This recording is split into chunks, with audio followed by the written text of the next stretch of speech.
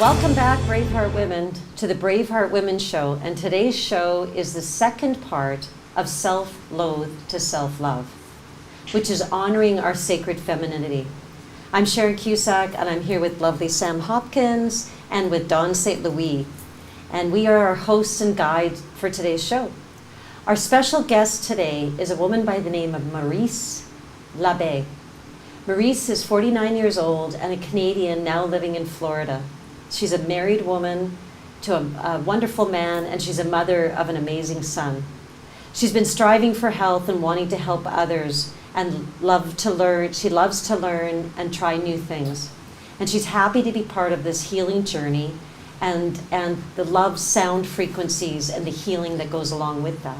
And really, we are responsible for our own healing journey.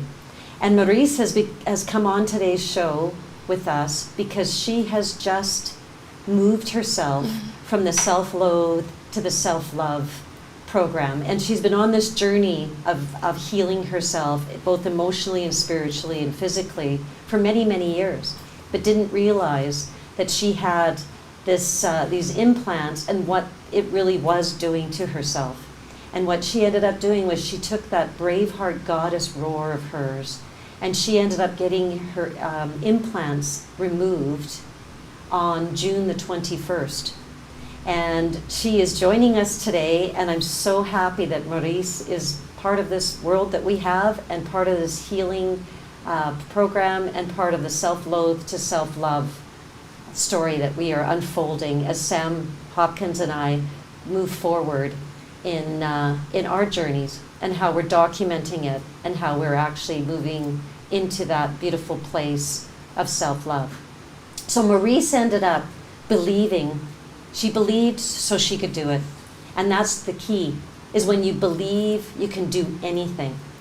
And so welcome, Maryse, and welcome, Sam and Dawn. Thanks for coming. Thank you so much. Welcome, Maryse. It's so wonderful to have you on the show. We feel really blessed that you're here sharing.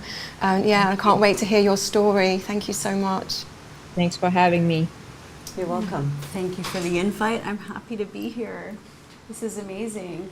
And Dawn, just to give a little bit of history as far as Dawn goes, Dawn came from Canada too as well, and she arrived here about, 2.5 months ago or so?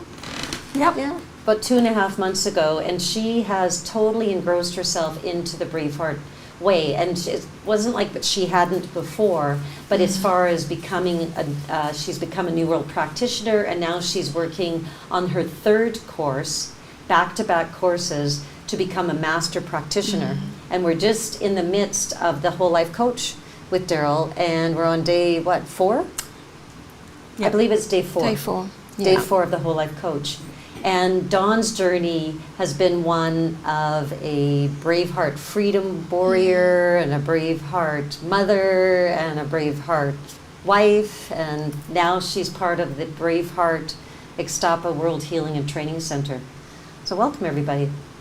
So why don't you tell us a little bit, Maryse, about how things have been going for you? And I wanted to bring up a slide that you could talk about what brought you to the place of deciding to explant and how that journey brought everything together as far as the Braveheart goes and our introduction, because I ended up doing a perfect day consult with you. Yes. Well, first of all, I've been thinking of taking the implant out like a few years back, but not thinking that it was causing a bunch of inflammation, which was taking the calcium, out of my bones into my blood and so on. So then I was introduced to Dr. Wolf through a friend. And obviously I had a consultation with you, Sharon, which I'm very grateful for you and everybody else. And through that and going the detox and everything, that the protocol, and after the consultation, I got into more thinking about doing the explant. And obviously I got it scheduled, and it was faster than I thought, which I'm grateful for it. It's a journey, and I'm glad to be part of it. And you guys, I'm happy that you also going to do it. And like I said earlier, if we can help one woman to either not put implants or help many others to not put implants or remove them, it's a win-win situation. Isn't that the truth? It really is. Yes. And what did you find to be the biggest challenge? I mean, you said that you had thought about it for a few years, taking out your implants. And what kind of really pushed you forward with that? And why didn't you do this earlier? What was holding you back, do you think? The fact that I started like about 3 months ago with you, I think, and the Yeah. protocol with Dr. The Dr. Detox,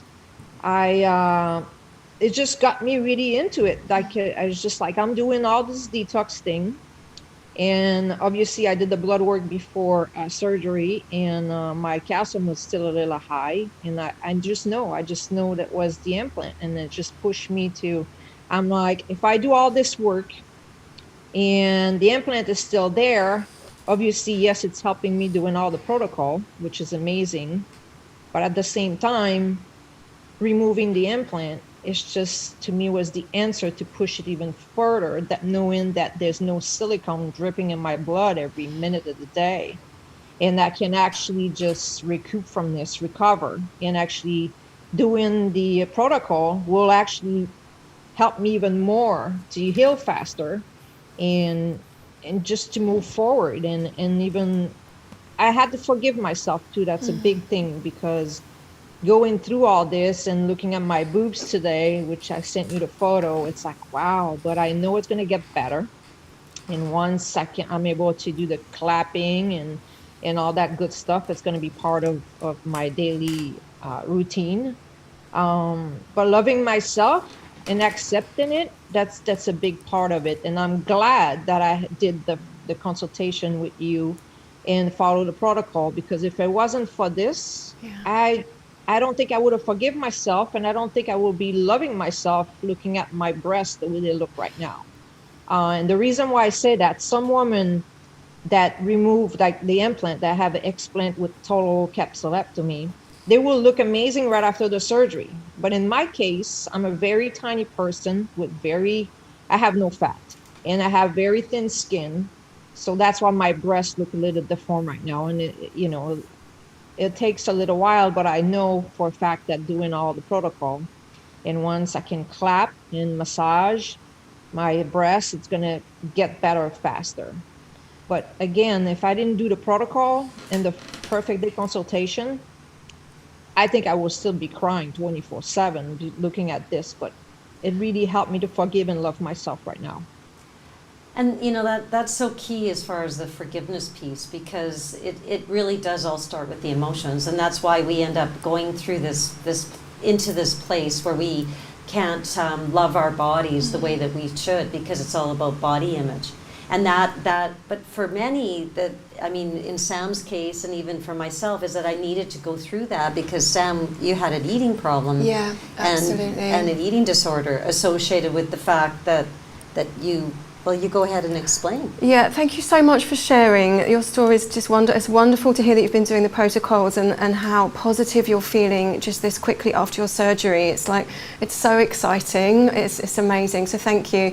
And for me, it was when I was younger, I was so flat-chested, and I had some psychological stuff going on about needing my breasts to be further out than my stomach, so I kind of didn't eat for quite some time because I was trying to get my stomach to be like less than my breasts. So it really, like, I feel grateful that I've gone through this journey, but now I'm definitely at the stage, and the self-love journey with this is definitely the key aspect. So hearing you talk about that is really like filling me with joy and excitement about what we're doing next, and just really focusing on the emotional work with this. The protocols are fantastic, and you definitely will heal really quickly.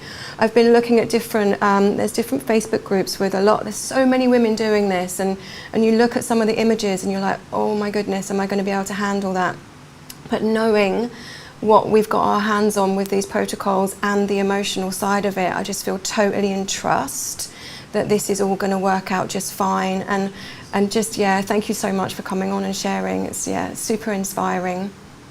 Thank you for having me. Like I said earlier, like if we can help one woman or more, we did a good job, because moving to Florida, I think that's one part. If I would still be part of my little town in Canada, I don't think I would ever get breast implant. But moving here, you see all this Of course. skinny, just like You're you. in I've always Florida. been skinny. But I felt like I looked like a little girl, so I wanted to have breasts, you know.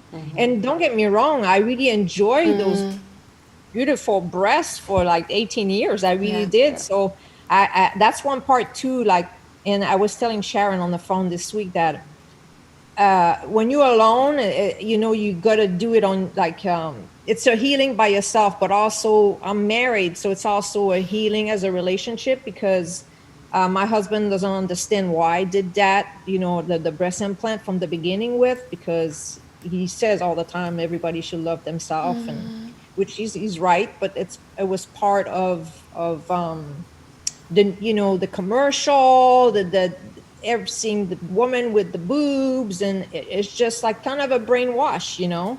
And well, it's really about alignment, and so you just weren't in line with your authentic self, and that inner child that needed to come out. And so now because of these strategies and these protocols and the way that you can now view yourself, because now it's about acceptance. It's about acceptance of yourself and also the forgiveness piece.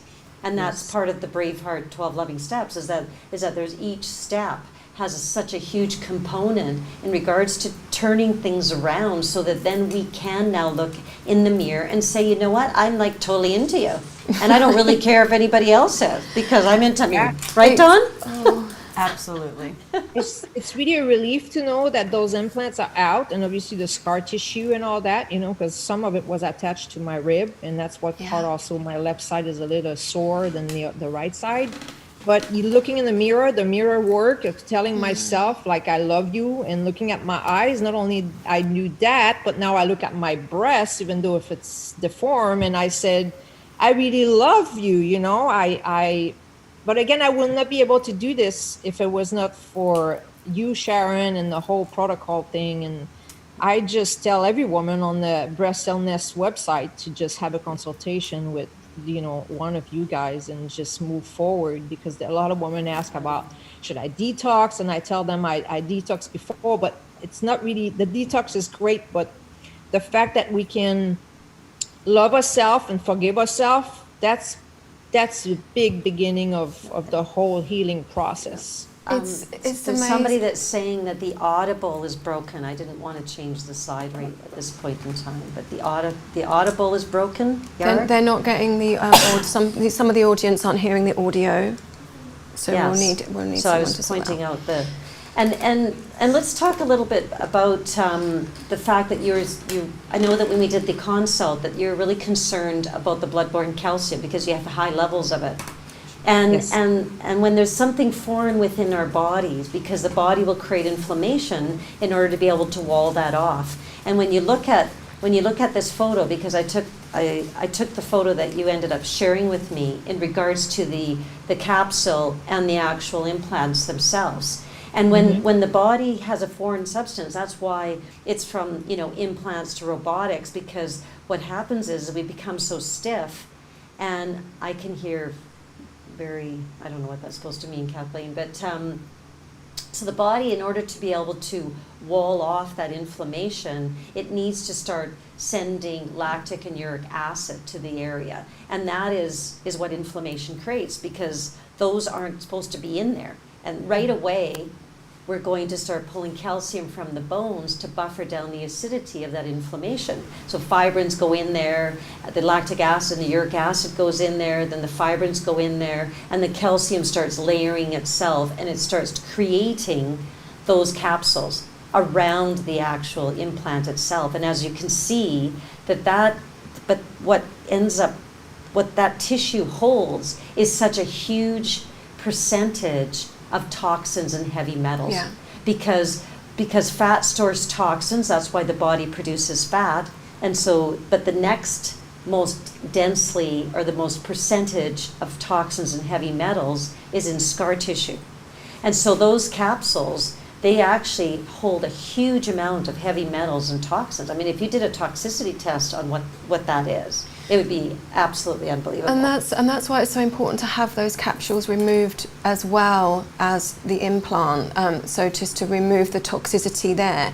How long have you been doing the protocols, Lovely? Did you say it was 3 months before? 3 months. It's about 3 months. Because yes. I've seen a lot of capsules and they actually look pretty soft. to be honest. So Yeah. some are like really hard and like really Yes. crunchy, calcified. And this is something we're going to start researching, and I'll ask our surgeon to really check ours and see what he thinks of all the work that we've been doing and the protocols and the products, just to see if like, and we will only know over time, the more women do these protocols, and we'll be able to assess that over time. But they definitely look like squishier than a lot that I've seen from all of Yeah. the photos. So that's absolutely amazing. Yeah, And- the surgeon says for having them 18 years, it was not bad at all, because a lot of Wow. women, it looks like a coconut shell. Yeah, It's like so they're hard. It's amazing. And some of them can be really super hard and look like a coconut shell, and the right one or the left one will be soft like mine, but still, like, I zoomed in. Of course, I don't have a, like, considering they've been there for 18 years. I'm totally grateful that the scar tissue got out. But if you zoom in on the photo, like right now, it might be difficult for you guys, Yeah, but you can tell this part of it is very thick. Yeah. And no matter what, knowing that it was inside me, I'm super grateful this thing is out, you know, and it's just And the knowing that. reason why some of them look like coconuts is because their world is such an inflammatory world that they're dripping adrenaline into their bodies, and it's creating more and more inflammation. And so then there has to be more and more calcium that is drawn to that inflammation, and it's layering itself and layering itself. So it's almost like it's producing a fibroid. And I've done treatments, I've done the Wolf NonSurgical on individuals that have breast implants. And sometimes the breast is like, it is like Solid. just like a solid. And so that is definitely the coconut. Yeah. And that is, so obviously, and I believe that before I met you, that you didn't really eat a really high inflammatory diet. You've had a lot of anxiety and stress in your life, and that we really worked on those components about the Braveheart 12 loving steps and mastering your emotional intelligence. However, I believe that you were following a fairly low inflammation diet. Is that correct? Yeah, because I was eating a lot of pasta, a lot of sweet. Although I was careful on many things, I was not, like right now I'm doing the plant-based diet, which is, you know, about 90%. I'm Amazing. not perfect. Yeah. And, you know, like I do my best on that, and I'm still learning. And that's why I'm trying to not beat myself up with Yeah. that, because I like to be, you know, having things perfectly and doing everything at once. But it's a work in progress. And it's just a wonderful thing that knowing that everything I eat, I question, you know, I'm always like, okay, is it going to be serving my vibration, what I'm eating, or it's not? So if it's not, then why eating it? It might taste good, but it's going to lower my vibration. Yeah. So if I lower my vibration, then I have no healing, or I lower my self-love. And you just, and it's really like, Sharon, like you tell me, it's always like to remind myself when I want to be overwhelmed, or I go on the little movie that starts, I always try to remember myself. I'm like, who am I? You know, and then when I ask myself this, I go into stillness. Beautiful. And I do the breathing work, and I just go back and telling myself I love myself, to bring myself back. So once you acknowledge that at the right moment, that's when you know that I'm in charge, you know. Well, you're basically taking these tools out of the toolbox. Yeah, and it's really interesting what you were saying about, like, once you know, and you get to that point when you're questioning, when you do all these protocols and you start to feel well, and you're questioning, why am I putting this in? And then you're like, well, why have I got these toxic things in me? And that was the thing that really hits, like, I'm doing all of this work, I still, like, they have to come out.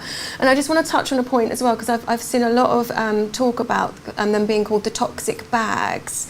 It's not necessarily the implant leaking, although it may well be, like we were talking about earlier, it's the scar tissue itself that's the high toxicity. That's the main toxic part. So talking about removing the toxicity, it's the scar tissue and all the inflammation that is surrounding the implant. And I was confused about that to begin with, so that just really clarifies it for me, that everything has to come out completely.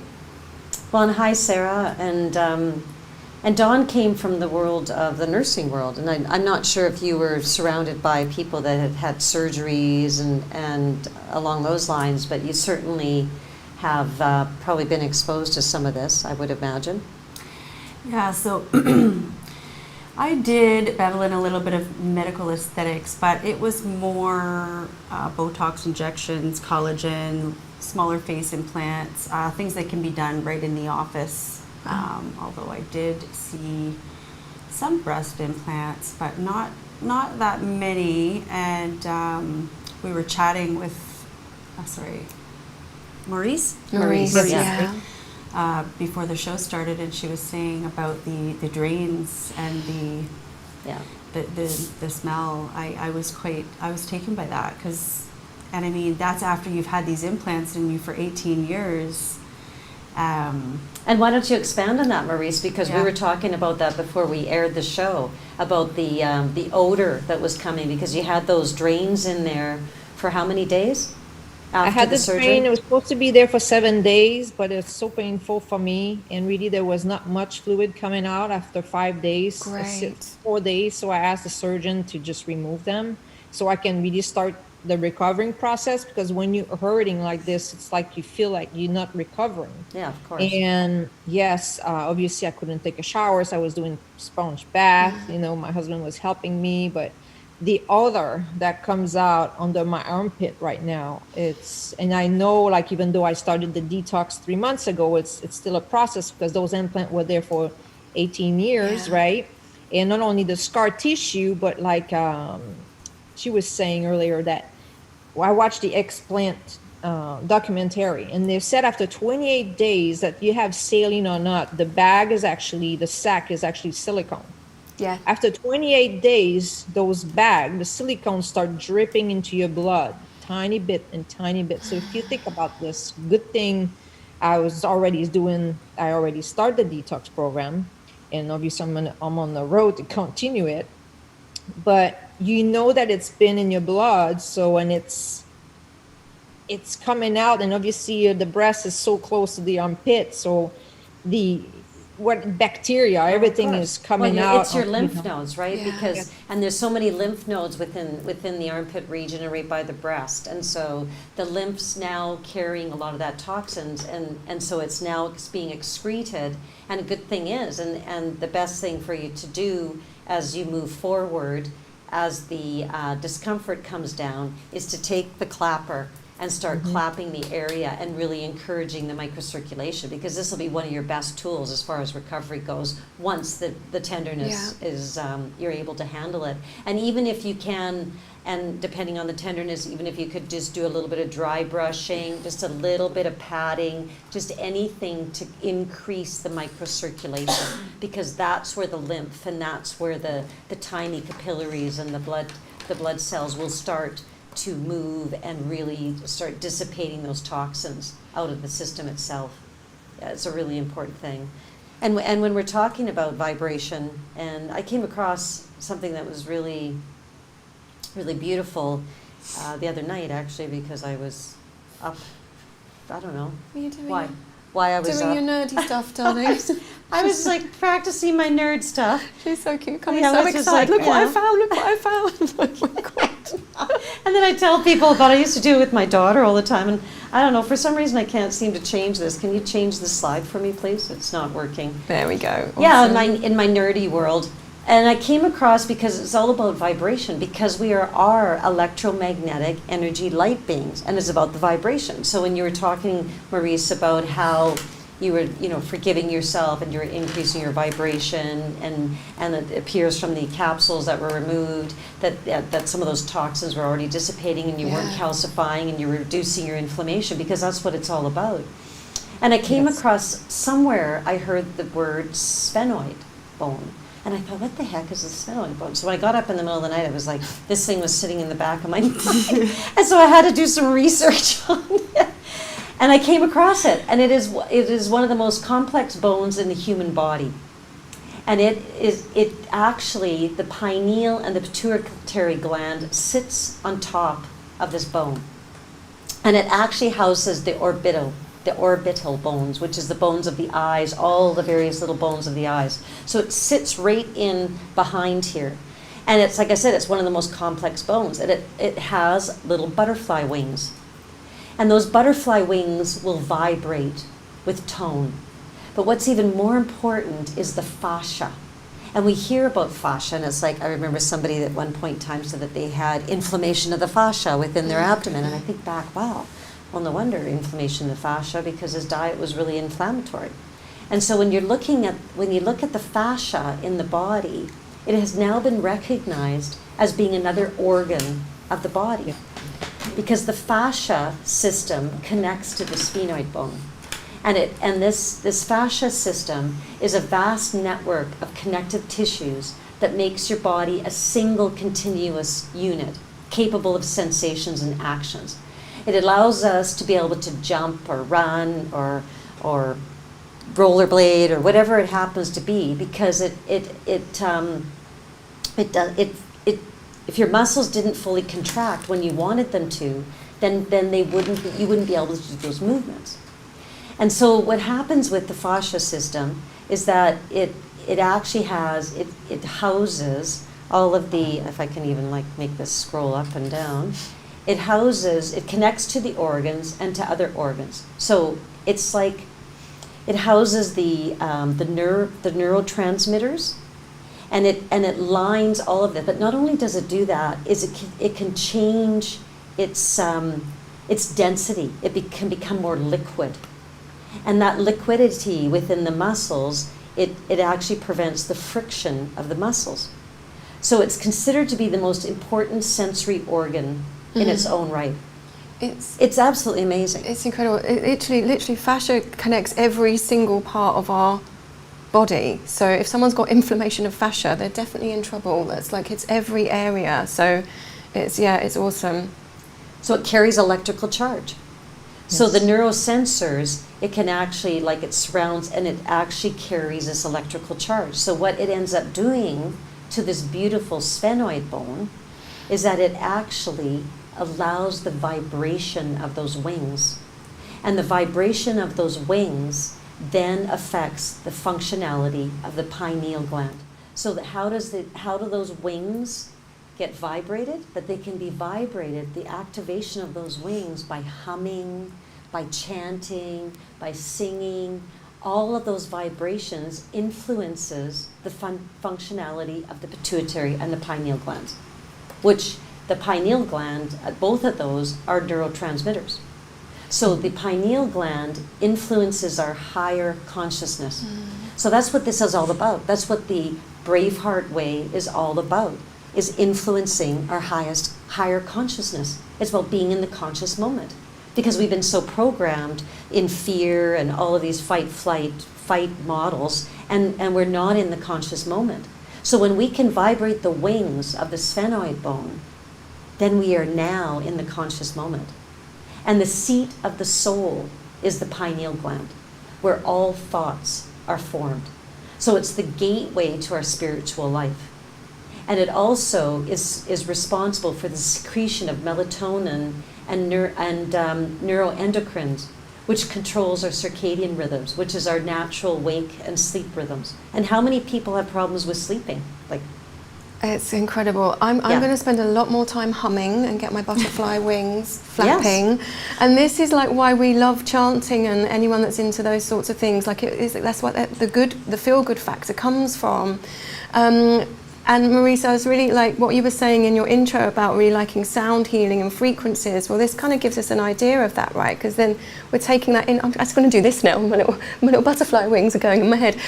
So yeah, it's all so connected. It's amazing. And when Sharon sent me these pictures, I was like, it actually looks quite like the sacrum as well. It's like the sacrum is like the foundation, the root chakra, and then we've got something quite similar at the top. It's all as above, so below, and yeah. And the sacrum is the sacred bone of energy. Exactly. Well, actually, when you showed me the picture of the sphenoid bone, I thought for a split second, I was looking at the pelvis. Yeah. Yes. Because you said, "Do you know what this is?" And I'm it's thinking, mirrors. "Well, yeah, I know what it is." Yeah. And then I look a little closer. Wait a minute. No, that's anyway. Yeah, it's very beautiful. And the pituitary gland is the mystical and energetic association with spirituality. And it's important in the function and development of the endocrine system. So the endocrine system is hugely important in being able to be connected to our subconscious mind. So it releases those neurohormones related to fear, love, and stress. That's what the pituitary gland does.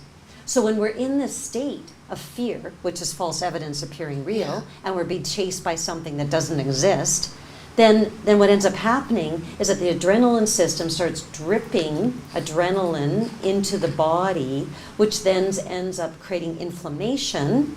And we have this beautiful fascia that connects all of our organs and our neurotransmitters, and it's so important in the entire functionality of our organs, of our nervous system and everything. That becomes inflamed and becomes calcified, because when it's inflamed, it's acidic. And so we have blockages within the fascia, because how many times have we done Wolf NonSurgical and we're actually working in the fascia? Yeah.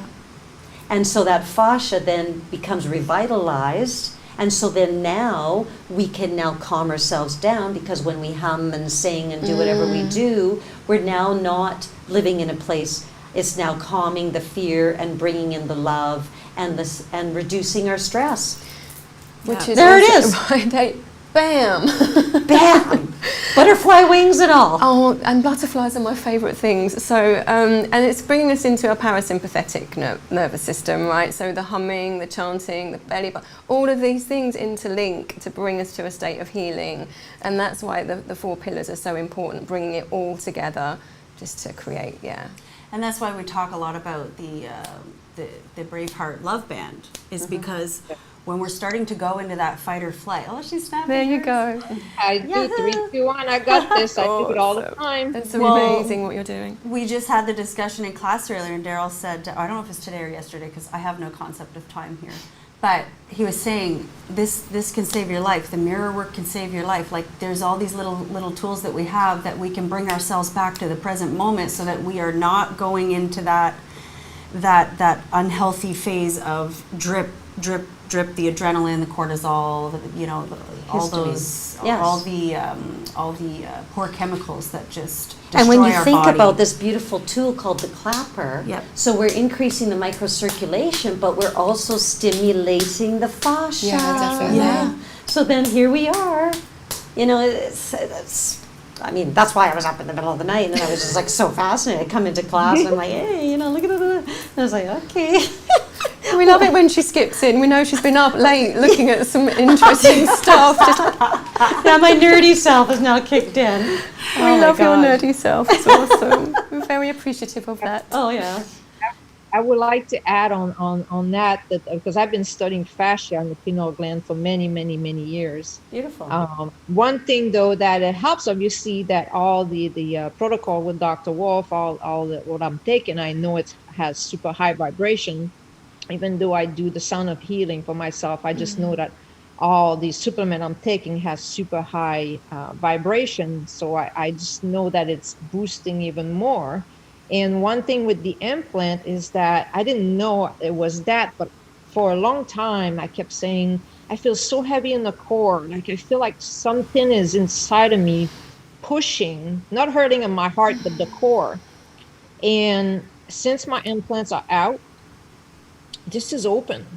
Because we all know that the heart and the pineal gland, the heart doesn't only beat to make your blood go in and all that, it also has this electricity. And when you can align this with the pineal gland, that's when miracle happen. So since the implant has been out, I don't even have that pressure in the core anymore. It feels so relieved.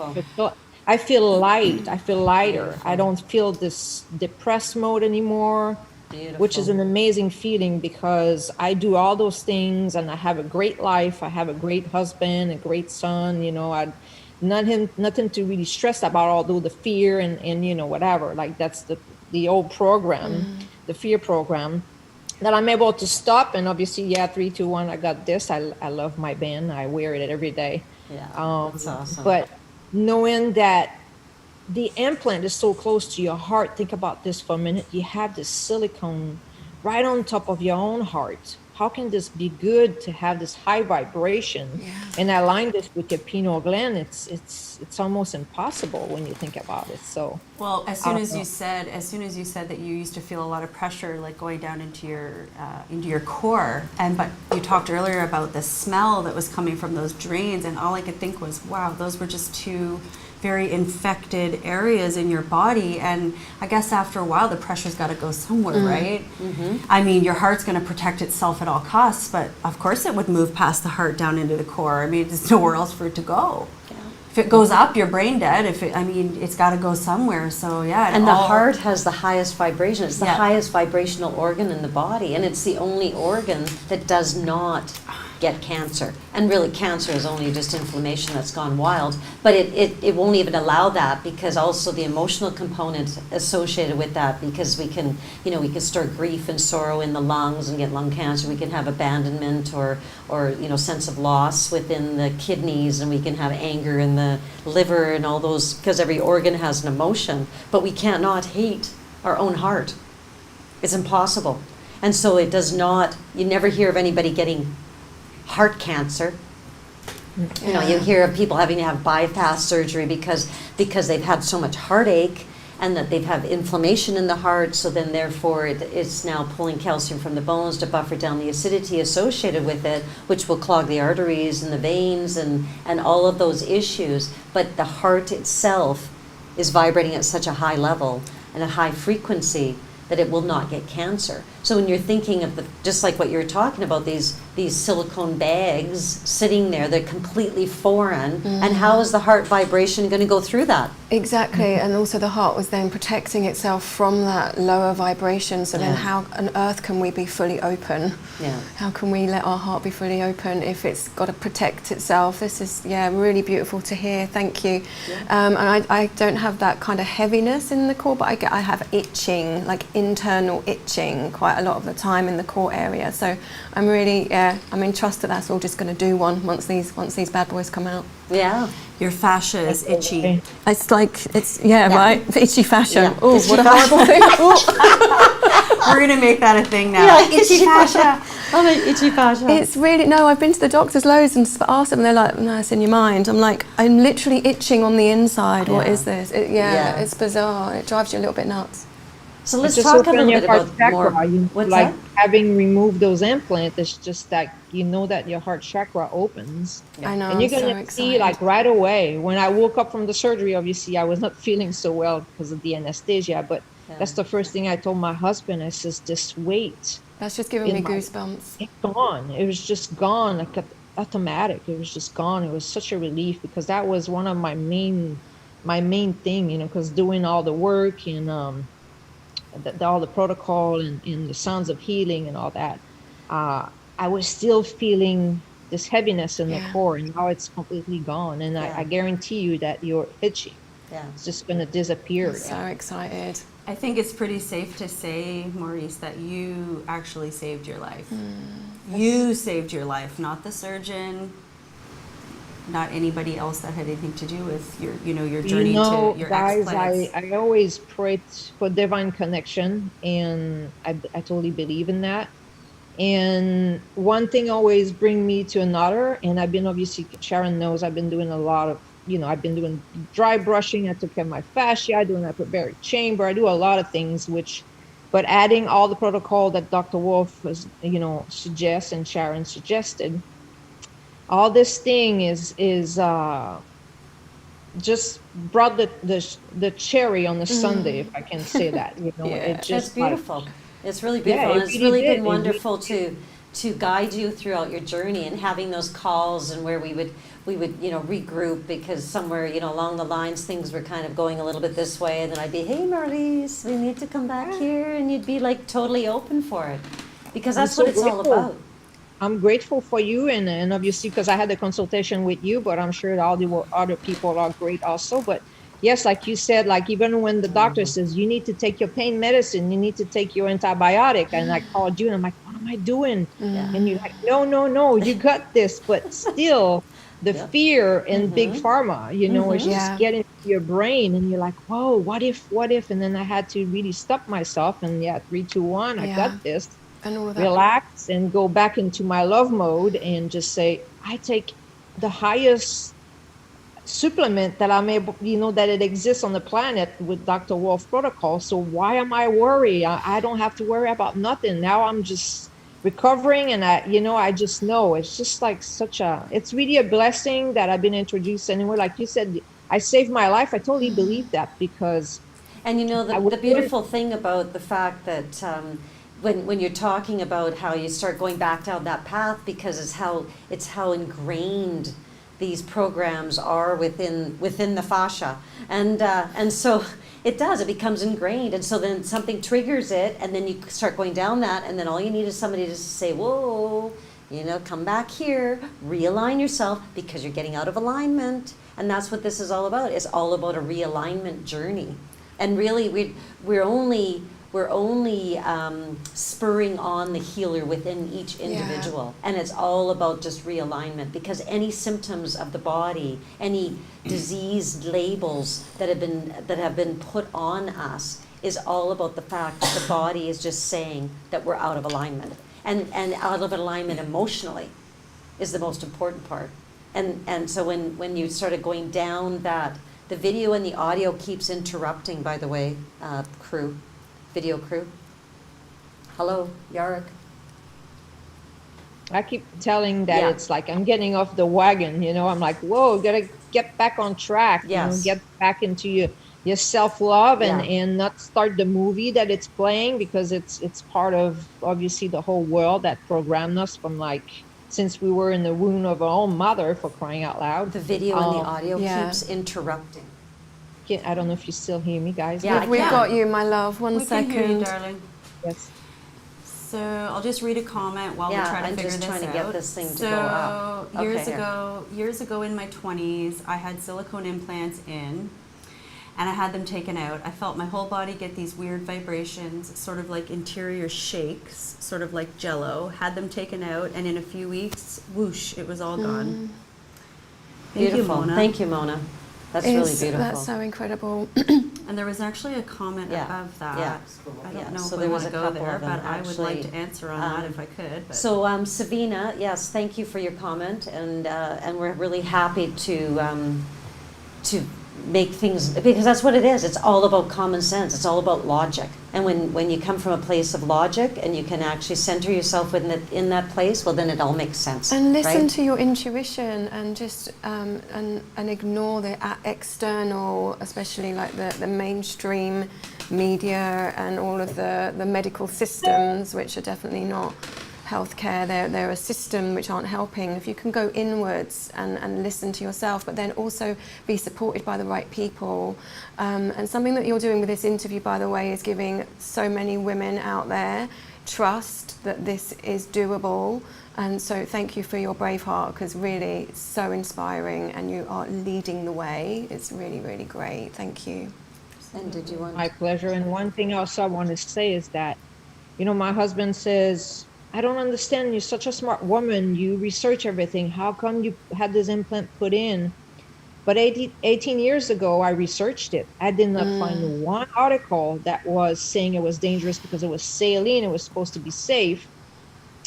But I didn't know then they were suppressing the truth. You know, now I do know, you know, the Google or Yahoo or whatever. So there was nothing I could find to raise the red flag and say, Marys, don't do this. So I thought they were safe. So that's another part where people will say, why would you do this when you're such a healthy person and you always try to do the best, you know, to help your own body and everything. But that's one of the part of being brainwashed. It's that we had no clue that me 18 years ago, Sharon has been 25, and I believe you, it's 22 years. So we didn't know that the truth was hiding from us about all that, you know. If we knew, if they would have tell us, you know, that would have been our choice to say, well, I decide to put this toxic thing that I know it's not going to be healthy for me, but because there was no information about it out there, everything was hidden from us. Yeah. And the key point here is that if we would have had the tools back for myself like 25 years ago and for yourself, but you know, some people it has saved their lives, just like what it did for Sam, because she had this body image problem that was actually, she was starving herself, and so it was, you know, it was the best thing I could have done at the time with the knowledge I had, and I had saline as well, because I was told they were safe, etc., etc. And the other point that I thought was really interesting is you talking about the support from your husband, and that he didn't want you to get them or didn't feel you need them, but you still even with that went ahead. And that just to me really shows the programming and the societal influence that we as women are subjected to. Like even with the support of a loving husband, that still happened for you. So it's just really interesting. And then just the loving steps and letting yourself off the hook. You're obviously doing like amazingly well with your consistency with everything that you're doing protocol wise and self-loving steps. So just, yeah, huge well done with that. Yeah.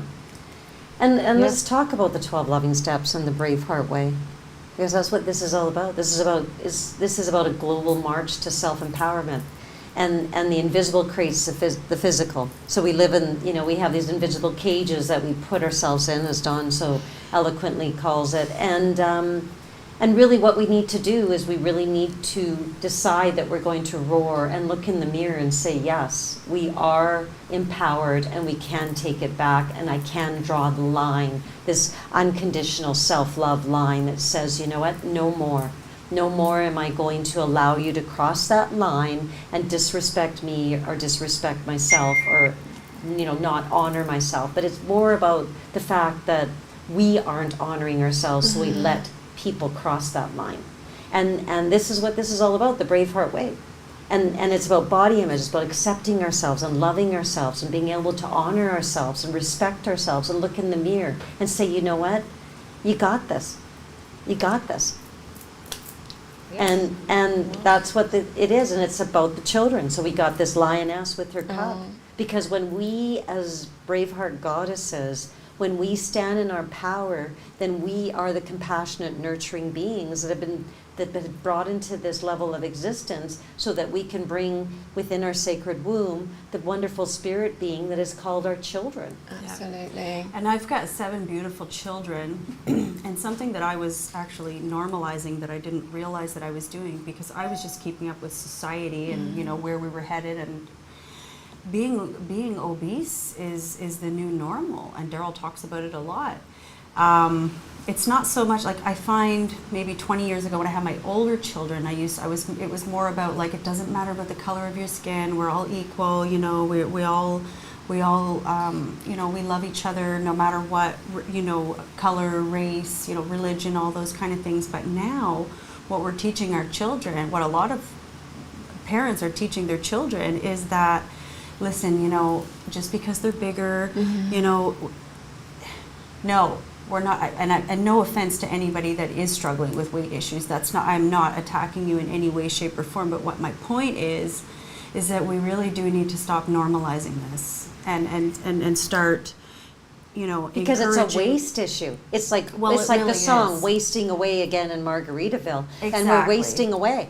Yeah, that's exactly what we're doing. Yeah, and so now I'm really honest with my children. As we're drinking margaritas, I'm honest with them now, and I say, no, that is certainly not normal. We're not going to, we're not going to treat them differently. However, that is not normal, sweetie.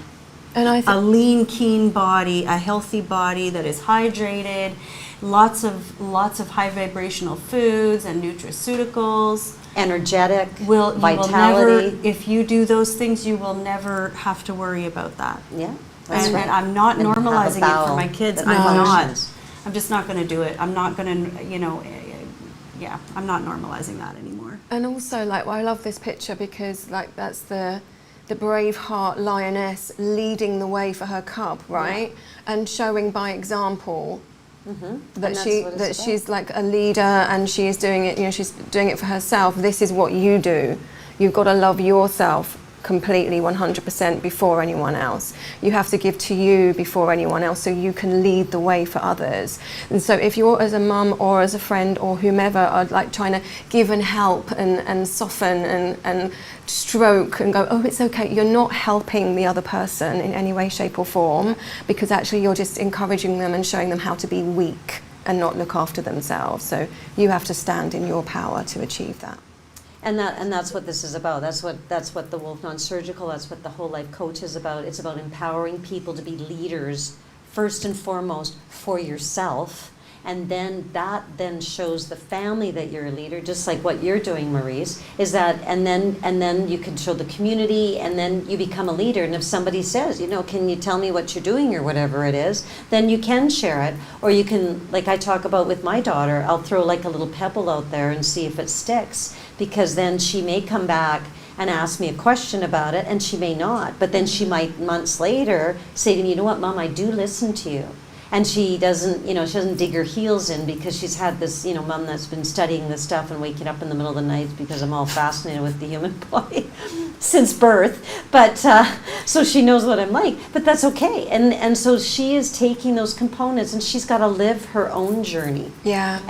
But the journey needs to be a journey that you're going to look in the mirror, and that's what I ended up, teaching my granddaughter, and I'll talk about that later when we're talking beautiful. about, one of the Braveheart Loving Steps, and somebody posted on Facebook, I think it was Lorraine, one of our beautiful Braveheart goddesses, and a picture of a beach scene where everybody was bustling along with their bikinis on and whatever they were dressed up in the 70s. Oh my gosh. And basically no one in that image was overweight. Yeah. No one. And now we become a society that big is beautiful and that everything's about big, and it's about let's get big and everything's bigger. And so what they did was now they've changed the sizing of the clothes. So when it used to be a size 10 that was actually a size 10, now that size 10 is actually a size 8, because psychologically I want to be an 8, I don't want to be a 10, or I don't want to be a 16, I want to be a 12. And I believe that they changed up all the sizing so that now a 12 is actually a 16 and an 8 is actually a 10, and it's just all about perception, because now 80% of the population is overweight. Well, And look at the every size of pound- the drinks in the drive-thru now. What are Yes. they, 2 liters? Yes. Big gulp. Oh yeah, let me just So get that's- my big gulp on, right? Yeah, No exactly. thanks. Exactly. And so that is actually toxins being stored in the tissue. So then if you have something like an implant, whether it's in your face or cheeks or Wherever in, it is, then yeah. you need tummy tucks, because you're not going to lose this because it's all just a toxic mess. So then you do a tummy tuck, or you do breast implants. And you're not even talking about the actual incision, which creates scar tissue and creates walls of scar tissue that go down 2 or 3 inches, and then adhesions start growing off of that, like the tentacles of the vine, and start Yeah. wrapping themselves around your vertebrae, attaching themselves to hips, wrapping themselves around your large intestine, your small intestine, and now you just have this mess, and so you have all these blockages. So now how is the sphenoid bone supposed to transmit vibrate, exactly. the fascia that's going to vibrate so that we can then be connected to our our higher self? It's impossible. It goes so There's a lot deep. of questions It does that go so women deep. ask me And about, do you get a lift? Obviously, maybe most of women will need a lift, but that's one of the reasons why I didn't go for the lift. It's to not have more scars. Yeah. Because then you have like this anchor scars instead of having just underneath. Exactly. Now you have like 3, if not more, like 4 maybe more scar that needs to heal more. Then this is again like scar tissue that is Yes. adding on, and I didn't go for it. And obviously my surgeon was honest enough that he told me that, you know what, you don't need it. But That's I was amazing. happy that he was honest with me. But even though he would have pushed it, I would not go for it, because no matter what, I was ready to accept myself the way I was and to love myself and not let my breast define who I was. But instead of loving myself and let my heart and the love define myself. And I've been a very It's open beautiful. book with my son, because he's 10 and he knows, McDonald's, whatever. We don't do any of that, we really never have. But I've been honest, because when I first came home, he was looking at me and it's like, something is missing, and I've been an open book and I really don't mind. And then people was like, wow, I'm surprised you're so open about this. And I'm like, I don't mind. Like I said, if I'm going to help one person Yeah. to go through this, Beautiful. I'm a winner. That's I really just beautiful. want to educate people on this. And again, if it was not for the Braveheart and all what I do with you guys, I introduced this into my husband. He doesn't have any issue with that, but obviously I teach my son to love himself and actually I tell him all the time, look in the mirror and tell you love yourself. Because he looked at me but it starts there. If he can catch now at 10 that to not let his mind and his emotion control him, he's going to have such a beautiful life. He won't have to work on himself later in life, because he'll catch himself right away. He really will. And then It's you such a teach important him thing. at an age that, that he can have love and compassion and an honor and respect for self, and teach him the mirror work, because it's so important that he can look in the mirror and say, I love you. Because then there's so many young boys that get angry because they can't fall down and shed a tear, and they can't, show these kinds of emotions and feelings and be able to be understood, and ask them the question like, what do you think about this, and treat them like little adults, because we treat our children and we suppress them, and then they have this anger within them. And as a little boy, he needs to grow up to be, not needs to, but I would encourage you to have him grow up to be a man that will actually protect his family, but protect his family not with hate and anger, but protect his family, because that is what the divine masculinity is all about. Because we have the suppression of the divine femininity, and now we need to have the encouragement of the divine masculinity, because we're talking about the divine and sacred femininity and how it's been so suppressed. But the masculinity has been annihilated. Yeah, because annihilated is the right word. Yes, definitely. totally. They don't even know, they can't even be a man, because if they're a man, they're a man. If they're this, they get angry, and then they're this, and they can't cry, and then, like, how much confusion is that? No, exactly. I have my son every day doing a grateful journal. There's a beautiful journal out there for children, like animated and all that. Every day I have him do his grateful journal, and that's beautiful. A beautiful start to just learn how to be grateful, like for anything, your life, everything, your heart, the grace to wake up in the morning. And I always say, and I like hearing Dr. Wolf when he says, every day is my birthday. It's true, because I say that along too, like every time you wake up, it is your birthday. You have another day of life. You have a chance to live another day. And let's talk about the gratitude work that we do with this 12 loving steps. So what we did was, we're just going to go through the first 5 of them. Yeah. And because I would like people to start focusing on that in regards to this journey, because as we move forward on this 5-part series, and we're going to end up having more than 5 parts, is that it's going to be about pre-surgery care, rest, and then post-surgery care.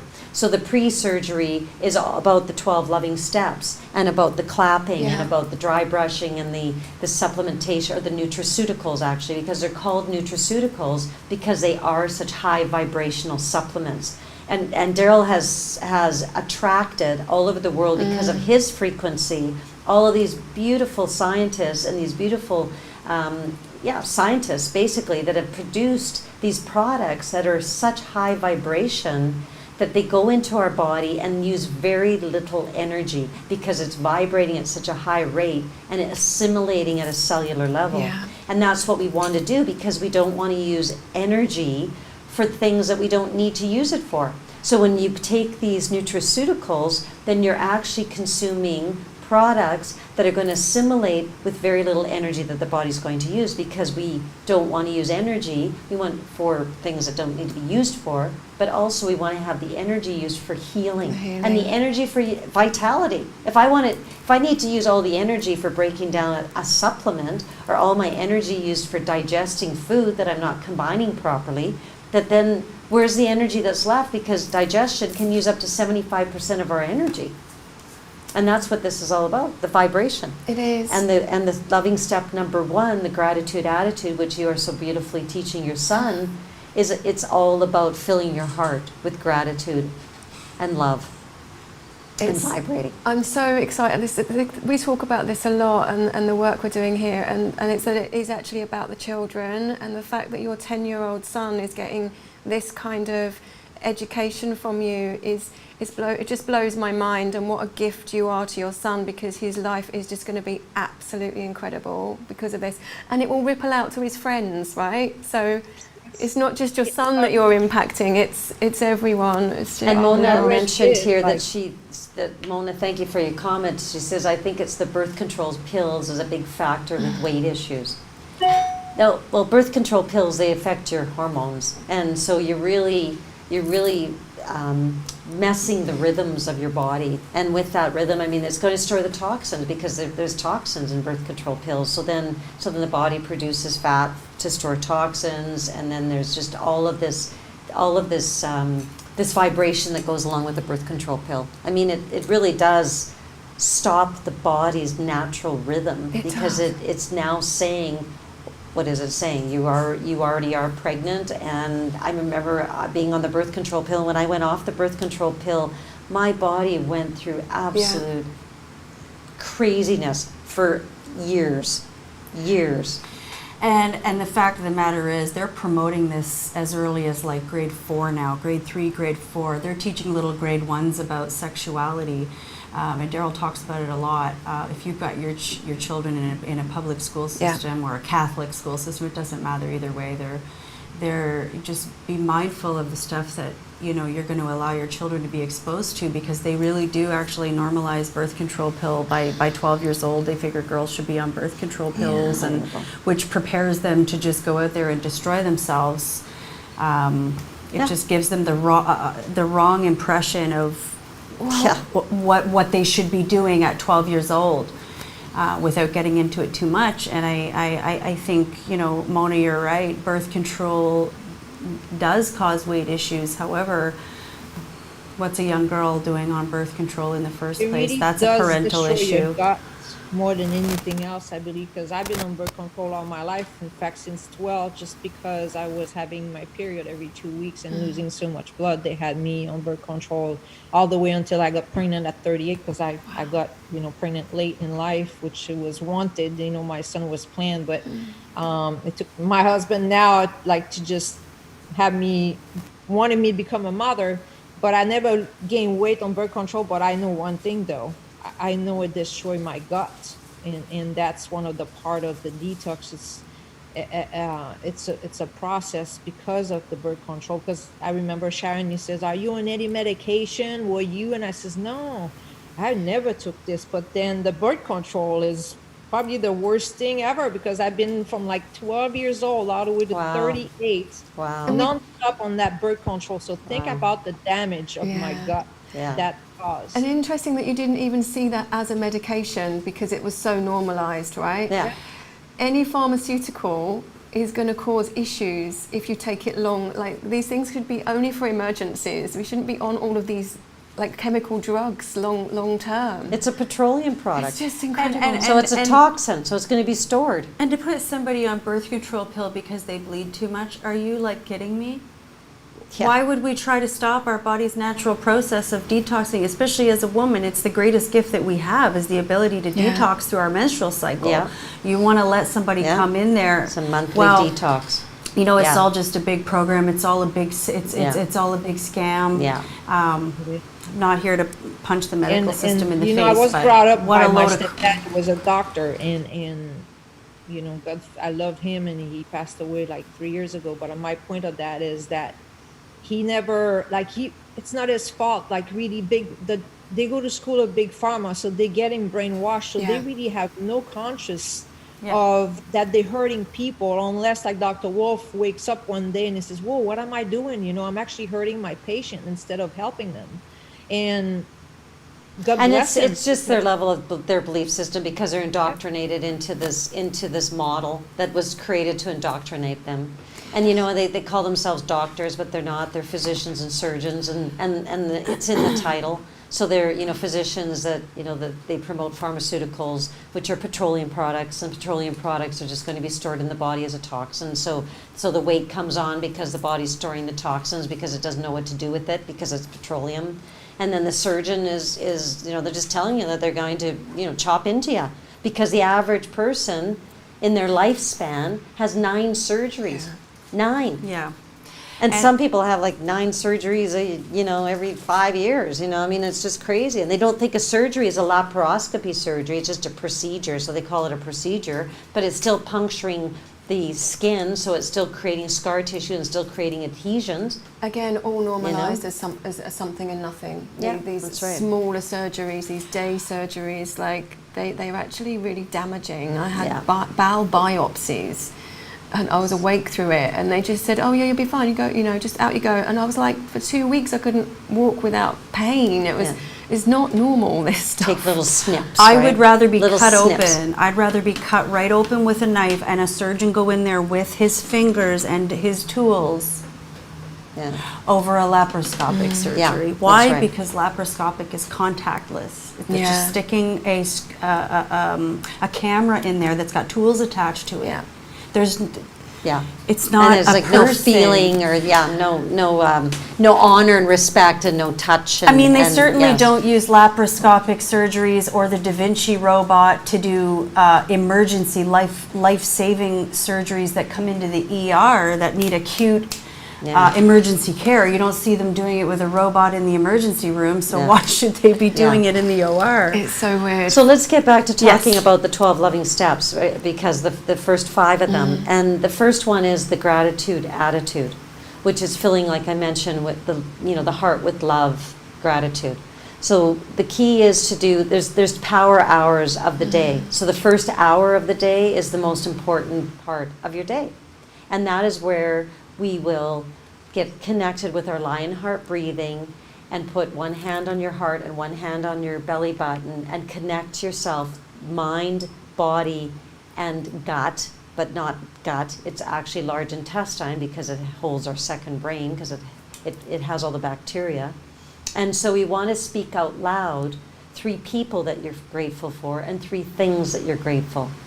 And you want to use your imagination during this. And speaking it out loud jars the subconscious mind because we want to create an erase and replace program from the copy and paste. You really do. Yeah. And examples of that, of the gratitude attitude work is something like, I'm grateful for my loving family, my beautiful home.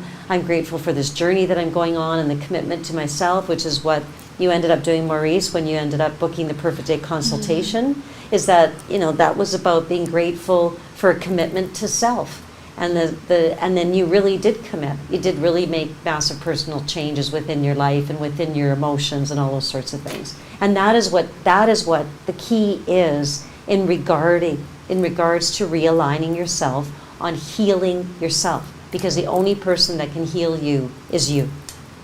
And it's all about the attitude. It really is. And also what I really like about it's 3 people and 3 things. So it's not like a massive, great big list that you're just going to reel off. Like really get into the feeling of the gratitude for that person and close your eyes and like see them and feel them and think about the things that you're really grateful for and the aspects of them that really fill your heart with joy. So it's about the feeling of the gratitude rather than just reeling off a list. Yeah, like I'm grateful a for robot. this person, I'm grateful for that person, Yeah. on to, okay, my day, let's go. And so, yeah, exactly. And something that I found quite helpful, which a coach told me about, is if you're finding that you're doing the same things every day and getting like, oh, I'm grateful, I don't know what to be grateful for, so think of something from the previous 24 hours, and then it makes you sort of really think about the previous day and brings it back more to the present moment rather than being off somewhere else. So Beautiful. It's just a nice little, it's really helped me if I felt like I'm not being authentic in my gratitude. It's like, what happened yesterday that was joyful and I'm grateful for. Beautiful. And the 3 people that we're speaking out loud about our gratitude, and when we're doing our gratitude work, we need to make sure that one of the people is always ourselves. That we are so good at being grateful for everybody else, but we're not so grateful at being grateful for ourselves. And that is a really key component in the gratitude attitude step. And another one, if you want to sort of like test yourself a little bit and see where you're at with your unconditional love for self and others, is maybe be grateful for someone that's maybe triggered you with something, and can you be grateful for that trigger without any judgment of the person? That's just another fun one if you're feeling up for it. So let's move on to self-loving step number 2. So who would like to read about that one? Off the hook. Let yourself off the hook first, and then let everybody else off the hook that you are holding either resentment or a grudge, maybe even a grudge match. I know there's been several more, not now, but during my journey, where you wake up and you're still resentful from like either the night before. Maybe Mike and I would have a disagreement, and then he's already gone to work by the time I wake up, and I'm still like, Walking around with that for the rest of the day. Yeah, and I got my phone in my hand ready to just start the process again, so. And it really is about eliminating the self-hate and perfecting the art of self-love. Yeah. The off the hook. I mean, and to not forgive out of guilt, not do the forgiveness piece out of guilt, doing it because that's what you want to do for loving yourself. For you. Well, I did get caught up in the guilt stuff, and I didn't realize that I was doing that until somebody pointed it out. And I was like, oh, shoot. I did not know that I was combining those two things. And so what was happening is I was letting myself off the hook in theory, but I was not processing it through my heart. I was processing it from a place of guilt, because even though I was saying, oh, you're off the hook, I forgive you, I was doing it from a place of guilt. I couldn't let myself off of the guilt hook before I could let myself so off you think the you've done this, but but there's still the guilt lying there's the guilt hook, and then there's the meat judgment hook. You gotta it's work still through in the jail. The guilt hook is kind of one of the biggest ones. Yeah. Man, right? it really does hook in there, and Yeah, you it don't does. see it. It's part of the Yeah. invisible cage that you're in. Yeah. So the idea is to try to send love to 3 people, which are like systems or corporations or anything in your life that actually upsets you. You know, taxes or government or whatever it happens to be. The V thing. Sharon, on that, I've been like, I was hearing what she was saying, and whatever, it's my husband, we have a disagreement of somebody that cuts me off or whatever, somebody's mean to me, which I'm nice to everybody, and I'm trying to, whatever, but now I catch myself and I'm like, why does this person affect me so much? Why this situation affected me so much? Because that's there to teach me something that I have to go back and love myself. Yeah. Because if I really love myself, who cares that person cut me off, or who cares I got a disagreement with my husband or my son or whoever? Like, it's really like I'm catching myself, like I'm not perfect. This is a work in progress. Huh? But It's a journey. now when I get upset, I'm like, whoa. Why is that situation or that person got to me like this? And that tells me this situation or that person is there to provoke what is still to be, I need to be healing inside of me, so I don't have this emotion to come again and attack me. Well, you're protecting your vibration, and when you start consciously protecting your vibration, you will protect it at all costs, and you'll begin to observe rather than judge whatever the given situation that you're in. It's quite a magical transition, because when it starts to happen, you're aware that it's happening, because for anybody that's got small kids, it's like the biggest test of all, because It's becoming the master of being an observer of self. And that's really because we have to move from the judgment of self and the guilt of self, so that we judge ourselves and then pick ourselves all apart all day until, we pound ourselves to the ground. Yeah. Or we can just observe it and go, hey, you know what? Just like what happened with you, Maurice, and thank you for sharing that. And it's like, you know what? Then now you're taking yourself out and you're taking that mirror and you're just reflecting it back, and you're okay with that, because the next time you'll do a little bit better. And it's every day, little baby steps, 1% better, 1% better. And within 100 days, you're 100% better, and now you can start again from that point. Yeah. And it's this journey. That's so beautiful. Lone Sky says, oh my God, this step off the hook is hard for Scorpios. Actually, Lone, it's actually hard for all astrological signs. This particular step is something that requires minute by minute work. Yeah. It's a very, very conscious effort every second of the day. And you have to let yourself off the hook for forgetting to let yourself off the hook as well, right? Because that happens. And it's about minding your own business, and that's really what it does. It comes down to, because you don't know what the person's day, or whether their dog just died, or like whatever happened in that day. And so it's like, okay, what maybe they don't like people with blue eyes. I mean, whatever it is their thing. And so when you take that energy on, then now you're trying to dispel all of this, which you just make up. And so it's basically about minding your own business and drawing that line of the fact that, whatever, I'll just be myself and just move on and give that person a smile and just say, hey, whatever. And what I really like when you said about it is just a reflection of what is being, like, what is needing to be healed in you, like you were saying. And then that just gives you the perfect reason to forgive and let that person off the hook, and send them unconditional Yeah. love, like, because it's Yeah. just part of you. Yeah. So if you're angry at someone, you're actually just angry at you. It's like, That's right. it just, And this That's step beautiful. prepares you for the loving step number 12, which is the mind mapping, which is such an important step. And I really encourage people to go through the steps and really prepare yourself for that, because it's something that is really all encompassing. So it allows you to go back in time to create a new map of the reality for a guaranteed of a better future, of a more beautiful future. So then what you're doing is you're actually creating a new mapping. And that's why Off the Hook is so important for Braveheart Loving Step number 12. Programs by design, Yeah. by you. Yeah. nice. And really what all these 12 loving steps are all about is that they're about emotional surgery. So what we're doing is we're creating emotional intelligence. That's why it's called the Braveheart 12 Loving Steps Masterclass, because we're mastering our intelligence. And that's really what it is, our emotional intelligence. And that's where we can find a place of peace in amongst such chaos. And that's why it's called a masterclass. And it's brilliant, and people can sign up for it. Use the coupon code BraveheartFree. Go to the docofdetox.com and go to the menu, and you go to Masterclass, and then click on Braveheart, and then click on Enroll Now, and put in your information. And then at the bottom, you put in the coupon code, doesn't matter if it's uppercase or lowercase, one word, BraveheartFree, and start the emotional 12 loving steps. Yeah. It's so important. It's the key to set yourself free. It really is.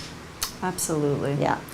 And if you're trying to be the leader in your family, this step's really important, because your family will call you up on BS when you first start practicing this particular step, because now you're now saying, okay, you know what, I choose love over fighting. I choose, I'm going to let you have this one. I forgive you. You're off the hook. You have to be consistent with this one, because Mike, my Yeah. husband actually challenged me big time on this. But consistency is key. Repetitive repetition is It the is. key. And then he started to realize the magic that happens when we do actually just right away okay, you know what, I was upset with you for that, but we're able to snap back a lot faster now. But And it's yeah, gotta be absolutely. And consistent. now we're on to Braveheart's loving step number 3, which is the visualize, affirm, create, and allow. So it's all about affirmations, and every day you can visualize what it is that you want as far as dreaming. And children daydream, and so they see the image before the thought. So we become the director of our own destiny as far as what we want to allow. So we spend 5 minutes at the beginning of the day visualizing and affirming and allowing and focusing on the dreams that we desire, because we become that master. So what we do is we physically picture the A and then the Z, or the Z, and then that you are already doing it. But then what happens is that then you experience you allow the universe to be the B to the Y. So when you're creating a visualization and affirmation, you are now affirming the fact that this is what you want. And if you visualize yourself within that image, so if you want to open up a neuro practitioner's clinic in your home, then you picture what it smells like, what it looks like, all of those kinds of things. And affirmations only work for about 20% of the population, because they're not done correctly. So we have to have the faith and the image and all of those associated with affirmations, and then stick them all around your house. I am healed, I am love, I am a brave heart, I am whatever it happens to be. Or you can just say, unconditional love, that's what I'm striving for, whatever that affirmation is. But you say the affirmations out loud because you want to jar the subconscious mind. And then there's the vibration of your voice, which is Yes. also embedding that into That's you right. as well. And also it's like really important not to just say these affirmations like a list. The visualization aspect is really key, and then also like be really clear on that. But like Sharon was saying, don't worry too much about the in-between. Allow source, universe, whatever it is to work its magic, and just trust that is what's going to happen. Because if you try too hard with this and you're like really saying these affirmations by like a rote and like just repeat, you kind of, it can feel like you're lying to yourself if you don't truly believe it. So the visualization and the feeling is the really important bit. For me, I find that's really helpful. It's so true, because if you're coming from a place of fear and you're trying to affirm the things that you feel you want to have out of either like desperation or like, you know, for example, the people back in, I mean, I don't think they're stuck right at this moment in time, but there have been times where the whole world is locked down and people really want to get out, and they're looking for ways, and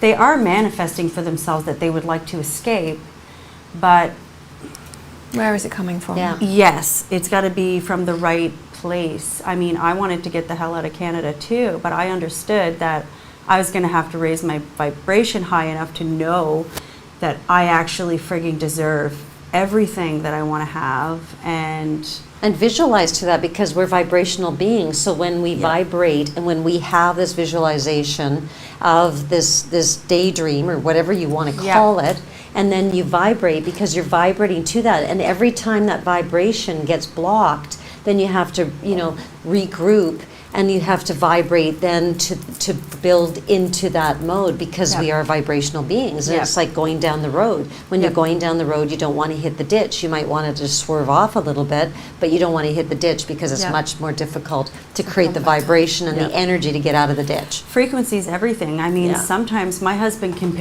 Mike can pick up on a frequency that I'm putting out without us talking or seeing each other, or even like, you know, I can be in class and he can be at work, and he catches the frequency, but I didn't understand all that. I've heard that most of my life, but I didn't quite understand it the way I do now, because I was given false information or not quite the whole truth or the whole story. And another part of the whole frequency is, like Maurice was talking about, how she wears her Braveheart, you know, loving step number 4, which is the love band, life band. I mean, this has actually saved people's lives. Yep. Because this is a kiss, and it brings you back to the present moment, which resets the brain. So the present moment is the gift. That's why it's called present. And so we snap ourselves back to a new reality. So we're bringing ourselves back to the conscious moment, which is the only place that we can truly heal, is when we're in this place of the conscious moment. It's such a good tool to bring you back to the present moment. And the 3, 2, 1 counting backwards, actually you can't think of anything else whilst you're counting backwards. Yeah. So it stops you in your tracks in terms of whatever thoughts are going on. So you've got that, you've got the physical, the snap, the visual, like this. It's just an amazing tool. And it's a gentle, like it's a hug. So it's like a hug and a kiss. And so it's not about, you know, it's not about pain or whatever. You know, some people have tried to, you know, get rid of different addictive habits, and they put like an elastic, and they're like snapping. If you find yourself screwing your face up when you're doing it, it's possibly not where you want to go. Yeah, the thinking, you know, like having the thoughts, like that's why it's so important that not only you have the thought, but you have to have the emotion aligned with it, because the thought alone is not going to create much in your life. Yeah. You really have to see yourself there. And I pretty much all my life have a dream board, you know, in many of my room inside the home, and put image, and that's helped me to bring my emotion to a higher level that would actually combine the emotion align with my thoughts, and that helps seeing the pictures, because I'm a very visual person. So I need, when I see, I can actually put more emotion toward it, and then just thinking it. You know, that always helped me. Because it's all about the energy and motion. I mean, that's what Einstein said, right? You know, it's energy in motion, energy in motion, right? Yep. And that's really what the equation is. And we need to experience it, see it, feel it, and that's what this is all about. And then as it passes around, I mean, when I have forgotten to put it on in the morning, and it just feels like there's something totally missing. And so it's about the positive action and realigning ourselves, because that's what this is all about. It's about an alignment journey, and that's really what this is all about, as far as the Braveheart 12 Loving Steps and all of the protocols and strategies. And that's what we do with the Perfect Day, is that we give people the tools so they can realign themselves. And we do nutritional consultations, and we do emotional consultations. And as we move forward through this process, we're actually going to create a one-day Zoom course that's going to be all about implants, to explants so that people can do the pre-surgery care, the rest phase, and the post-surgery care. And all of these tools, like the loving steps, and all of these realignment tools in regards to the strategies and the protocols associated with taking these tools and implementing them so you can have the best vitality in your life and the life that you deserve, that you need to honestly believe that you deserve, because it's in your heart, and you're going to positively act, and you're going to vibrate to that and place that image. If you need to do an image board, whatever it is, put the picture up, draw yourself in the picture, do a stick figure, whatever it is. But whatever you do, when you close your eyes and you visualize to that image, that you visualize it with you in it. So if I want to be in Ixtapa and I want to be sitting in the World Healing and Training tent and getting my certification, I'm going to picture what it looks like in that image, and I'm going to place myself in the chair. I'm not just going to think about that image without me in it, because that is the power. Yeah. And the power of the positive action in the brave heart loving steps and in all of these beautiful steps is what gives you the power to empower yourself so that you can be the leader within yourself and within your community and within your family. That's it. And we can take our love, we can take our program from the Suffer program to the Self-Love program, and we can make that decision in a heartbeat. And one of the heartbeats is looking in the mirror and doing the brave heart loving step number 5, which is mirror, mirror on the wall. So you're looking in the mirror and you're facing yourself and you're looking deep within your eyes, and you're going to tell yourself that you love yourself, you honor yourself, you respect yourself, you protect yourself, you forgive yourself, you trust yourself. First and foremost, before anyone or anything else. Because what holds the key is what's reflecting back. So if I have the energy, because the mirror is only the reflection of the energy that I'm putting out. And so if I put out the energy that I honestly believe, that I honor, love, respect, trust, protect, forgive myself unconditionally, first and foremost, then that mirror on the wall is going to reflect back the energy that I am going to absorb, and I will become the master of my universe. And that's what this is all about, the master of your universe. So eye contact with yourself and feel it within your heart. And that's what the number 5 step is. And so often when I've done a consultation and I've said to my clients, I said, let's do the mirror work, and I need you to look in the mirror and just maybe start off with just saying, I love you 20 times and see what happens. And they go, oh my gosh, I can't do that. Because the subconscious mind is going to try to derail you every step of the way, because the subconscious mind is running its program. And when I came back from the very first course that I did, my granddaughter was under the age of 2. And I saw like her mom say I love you to her, and her dad, and everybody's like, I love you, I love you, I love you, I love you. And then I went, oh my gosh, come on, honey. Maria, into the mirror we went, and I got her to look in the mirror, and I said, this is what Grammy does. I look in the mirror and I say, I love you, Sharon. And I said, I want you to look in the mirror and say, I love you, Maria, because it's so important that you love yourself before me, you love yourself before your daddy, you love yourself before your mommy, you love yourself first and foremost, because that is where she's going to stand tall. And to this day, when I'm on FaceTime with her or whatever it is, and before I left Canada, I would say to her, so who's the most important person to love? And she'd be like, me. Mm-hmm. And then now she'll be playing with her toys or whatever with her mom. And I'm not even around because I haven't been in Canada since the end of September. And she'll just turn to her mom and she'll be like, you know what, Mommy, I love myself first before you and Daddy. And she's not even 4 years old. And that's what we want. Because that's our global march. Yeah, absolutely. Empowering our children, because we think that we're doing such good for them by telling them that we love them and we love them, we love them. But what we're actually doing is that we're telling them that love comes from outside. It doesn't come from inside here. And how many times have you heard someone say, so tell Nanny that you love her, and and just go and how much do you love me? Forced, that's just that's not what we're after. And they're like, oh yeah, okay, and then they got to tell somebody that they love them, and they don't even know they don't even know what it feels like, because Mommy doesn't even love herself because she's never been taught to love herself. So how can she actually love you? And all of these things become so. And this is the Braveheart oath. I mean, it's I am love, I am healed, I am Braveheart. From the moment I rise until I gently close my eyes, I promise to trust, honor, respect, protect, forgive, and totally and unconditionally love myself, so help me God. because I am healed, I am Braveheart. And that's what we need to say in the mirror every morning and every evening. For 33 days, and it will change your life. And it really will. You don't need to stop after 33. No, you keep going. Yeah. But it will change your life.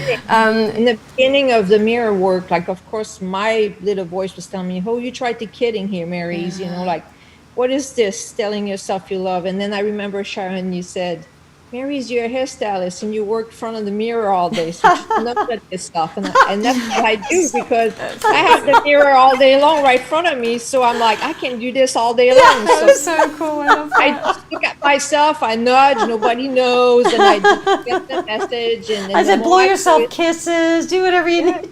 That's beautiful. And then you're encouraging your clients to do the same, right? And I've been really lucky down here. I've done a couple of in-person consults, and I've had people find this difficult, like, to do the mirror work. So I've gone with them. I'm like, right, off we go. Let's go in the mirror. Let's do this together.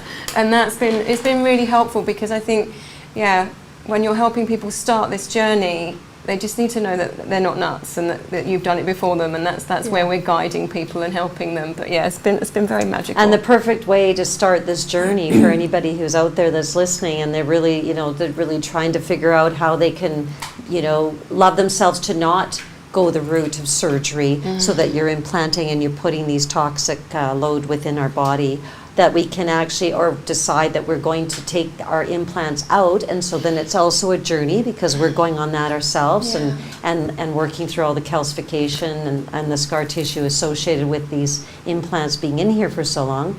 And not the fact that there's been in here for so long, because the body will start rejecting them right away.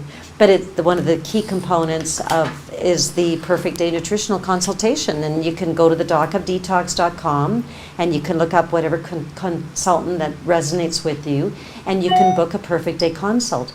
And this is such a key component. And you can do it either a nutritional consult and an emotional consult, or you can do an emotional consult on its own. Whatever suits you as far as where you are within your life, because they are both so powerful, and those are supported. They're not just a Band-Aid approach, and they're proven. So you are given lifetime support by the person that does the consultation for you, so that then they can help guide you on your realignment journey. Yeah, I would say for me the nutritional consult first is often a really good place to start, just to get yourself, your body physically ready, and then address the emotional stuff later. But everyone is different, so just go with what feels right for you. You gotta love yourself enough, like, to just do the work. That's the main thing. You have to love yourself to do the work, because we didn't get there in one day. No, that's right. That's a whole lifetime, even maybe where we were in the tummy of our own mother, that the trauma or whatever started. So we really have to love ourselves enough to do the work. And that's just a process, and obviously we don't get there right away. Some people will be faster than others.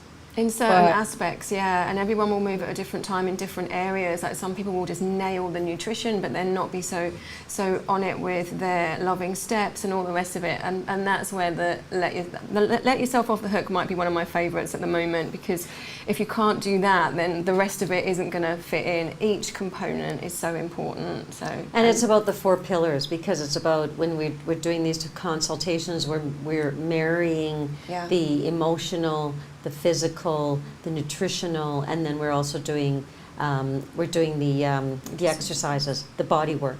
And so there's pelvic squats. There's ways to open yourself up, so that then you can vibrate and allow that energy, because any energy blocks, any of these blocks from scar tissue, displaced calcium, they're blocking our energy grids, so that then we cannot vibrate that sphenoid bone,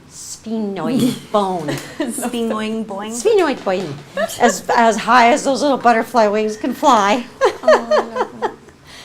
So it's and there's also the Wolf NonSurgical. That's a huge component in regards to what we do down here at the World Healing and Training Center in Ixtapa, Mexico. It's about the Whole Life Coach course, which deals with the emotional intelligence, and then it's about the Wolf NonSurgical. And there's the Wolf NonSurgical breast restoration, which Sam and I have been doing work on each other, preparing ourselves for our surgery, So and that's what this is about. That's part of our pre-surgery preparation, and we're blessed that we can do this with each other and help each other. We both have different areas of things to work on, and we're using the nutraceuticals to prepare ourselves, and the emotional work as well. Like I'm definitely having wobbles, and that's okay, but we've got the support here to do that, and we can support you guys as well.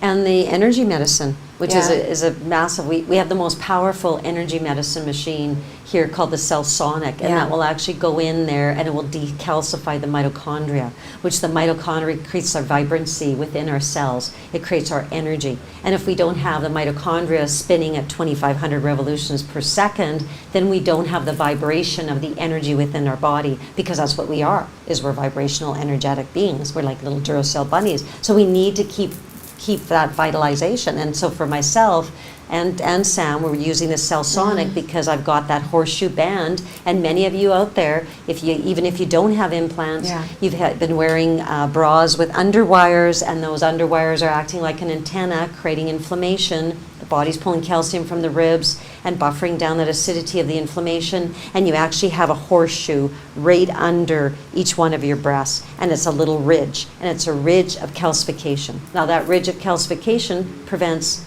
blood flow, circulation, and so now you have a block, energy, and it's all about the energy. It's all about the vibration. It really is, and in terms of the breast, the explants that we're going through, like the breasts are the toxic, they hold most of the toxins from the body anyway. They're the storage tanks for toxicity, and so then we've actually just put extra toxins in there. So all of this work with the Cell Sonic, because we've been talking about this, like our diets are really good, we've been using the nutraceuticals, etc., but it kind of comes back, the calcification returns because of the implants. So the work that we're doing to just continually remove that before explant is going to be really, really helpful and key, and we're just really excited to share the results of that actually.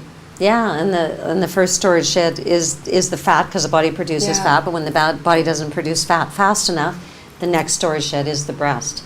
And when we're talking about with Maurice the actual sac that was encapsulating the implant, which is scar tissue and holds heavy metals and toxins, is that we're not disturbing that when we're doing the Wolf NonSurgical. We're clearing out all of the scar tissue and displaced calcium that is surrounding the breast implant, because we don't want to awaken a sleeping lion, our lioness, because that's really holding the heavy metals and the toxins. So we don't want to start opening that up and firing those heavy metals and toxins out into the system before we end up getting the surgery. So we want it to come out in a capsule and have that be taken out of the body rather than starting to dissipate it into the body before the surgery. Exactly. So we're really working around the edges of that and into the ribs, and we'll talk about the scar tissue and that having legs, and we're definitely finding on each other there's a few little legs and bits and pieces. So all around the back of the body and in the ribs, and then all around the breasts and up into the chest. It's amazing work. And we're going to have our doctor, who is Dr. Buenestro, out of Guadalajara, on for a interview, and we may end up doing it live, or we may end up just doing it as recorded, because he has fairly good English, but it's not like really conversational English. It's more, information English. So then I feel that he may, and we don't know yet, but we may end up having. We might get a translator on live, or so come and join us next week for the Braveheart number 3, from self-loathe to self-love, and come on with us on this journey, because this is about taking charge of your life, and things like clapping and looking in the mirror, and that we're more than welcoming to anybody who would like to share their story, if they ended up just like Maurice, if they ended up explanting, or if they're considering getting implants and would like any kind of support, or would like to come on and be one of our guests. I mean, let's open this to the community, and allowing all these Braveheart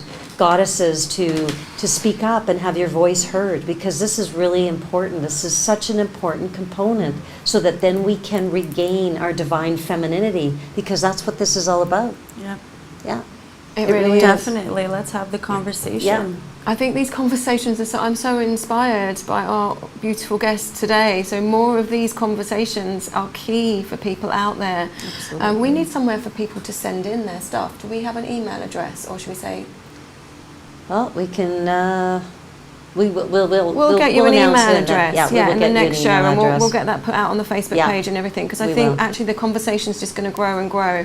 So if we can have somewhere where you guys can just contact us. Well, directly. you could end up sending an email to nwp@docofdetox.com just in the interim, just and for now, we'll title it the Braveheart Women's Show or something along those lines. At least it gives you an avenue, and until we get something that is actually functional for ourselves, then we can do then that. We can check in with that. And so check out the braveheartnation.com in regards to any upcoming courses, which right now we're in the New World Practitioner Certification course, the Whole Life Coach, which is started on June the 27th and it runs till July the 5th. And then the Wolf NonSurgical goes from July the 8th to the 19th here at the World Healing and Training Center in Ixtapa, Mexico. We have Texas training in McKinney, Texas, that's starting on August the 22nd. The Whole Life Coach, there's a Texas training. I'm not sure what that is. Do you know what that is? And on the 22nd, I think it must be a personal treatment. I believe it's actually a lecture that Daryl's doing. Okay. And then there's the Whole Life Coach, which is in McKinney, starting on August the 25th, which is in Texas, and the Wolf NonSurgical certification is starting on September the 4th. And then there's the Whole Life Coach in Barrie, Ontario, which is starting on the 24th of September, and that runs to October the 2nd. And then the Wolf NonSurgical certification in Barrie, Ontario, on October the 4th to the 15th. So there's many areas that you can become certified. And when you get yourself all back in the saddle there, Maurice, maybe you need to look at the McKinney course. There you go. And so the New World... it was my plan to be in Texas in July. And also that's one of the things, too. My surgery was supposed to be the end of August. So I was like, I'm going to be going in Texas in July because it was supposed to be in July. And I heard it was reported in August. But I was just asking universe to have my surgery way before. I'm like, there you go. And it's a perfect timing because you can get those 6 to 8 weeks after the surgery. You can get somebody to go in there lovingly and open up the scar tissue. So it's perfect timing. That's on my list. Like, it might not be this year because, that's a lot. Like, when I still work and taking time off. But that's definitely part of it's on my dream board. There you go. Ask and it will be given. So join us next week at the Braveheart Women's Show, and you could join us on the Docstar TV, and there's all kinds of New World Practitioner courses starting, and certainly go on to the braveheartnation.com and all the course dates will be listed there. And love yourself unconditionally. Use those 5 loving steps, everyone, and really dive into the emotional work, and we can see where that's taken. Yeah. And thank you, Maurice. Yeah. It's been an honor to have you today, and we've really appreciated your input and your story. And it's so beautiful that I'm your consultant for to support really your journey. For all of you, and like I said, this is helping me on the healing process because opening to the world. Beautiful. It's a pleasure for myself. It's actually helping me. And so if I can help others, and again, I'm super grateful for all of you guys and everybody that is watching us. Yeah. And we're grateful for you. Thank you so much. Thank you. And join us next week, and let's finish off the show for the Braveheart Women's Show on Thursday at 2 p.m. Central Time. And so let's finish off the show with our Braveheart Love Band. And 3, 2, 1. You've got this. You've got this. Love you. Thank you so much for joining us. Bye for now. Lovely.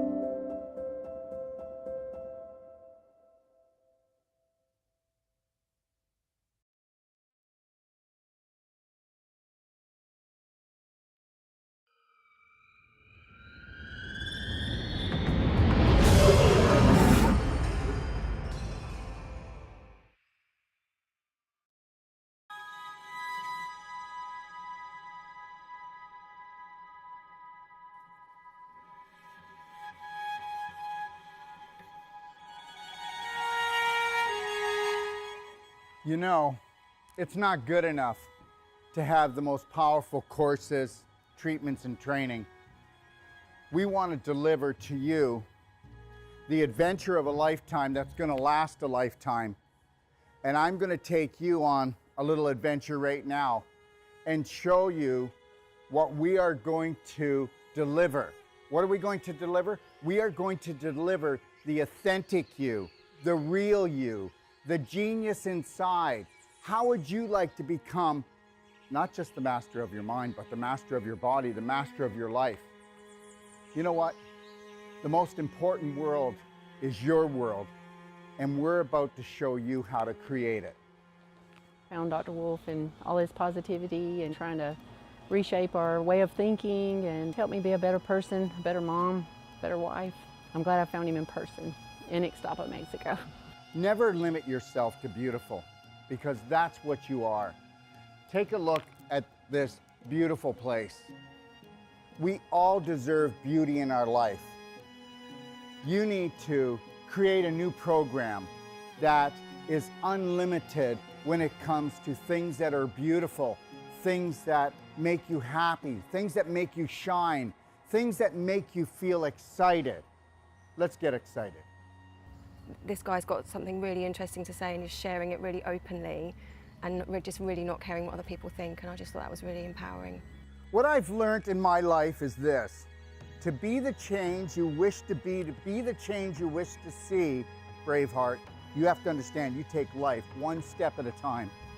Dr. Wolf, as many people will have seen, is very direct and straight and will take you to the edge of the cliff, as he says, and then pull you back just in time.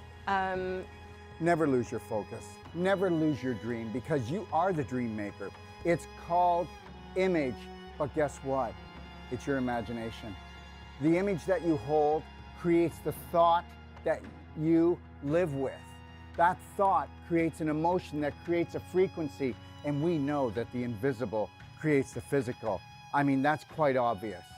So be the power that you seek, and understand something, that all your thoughts matter. And guess what? Unless you're willing to take a look at those thoughts and retrain your brain, change your personality, you'll never change your reality, and your reality could become infinite. He's a wealth of information, and I love it. You were created by your creator to create. So let's create something amazing together. I found Dr. Wolf and I went, wow, here's a truth speaker. And he spoke to my soul and he spoke truth. So tell me what you think of the destination that I came up with my imagination to hold the whole life coach certification for you. Understand something. It's all about beauty. It's all about adventure. It's all about stimulating the mind, okay? And understanding that your mind is unlimited. And that is what the whole life coach certification is all about. In the whole life coach certification, we are going to go deeper. We have people coming to us, professionals coming to us, from doctors to nurses to accountants to oil riggers to mothers that want to expand their life. And when they come here, they go, I need to learn to help my family, or I want to improve my business.